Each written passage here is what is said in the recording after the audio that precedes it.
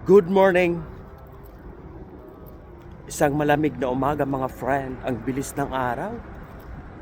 Petsa 4 na. Ayan, kahit linggo, go pa rin tayo sa pag-work. Patuloy pa rin tayo sa ating mga pangarap mga kaibigan. Naway, huwag tayong manghihina. Siyempre, anumang mga pagsubok na darating sa atin ngayong 2026, kailangan harapin natin yan. Kaya natin yan mga friend. Basta't go go go lang tayo.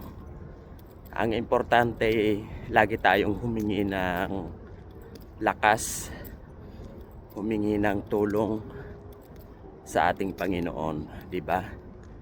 Kaya go lang tayo mga friend. Huwag mawalan ng pag-asa.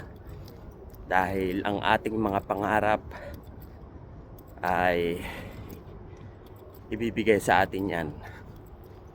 Kung ano man yung ating mga gustong hilingin. Basta go go lang tayo sa ating mga paggawa.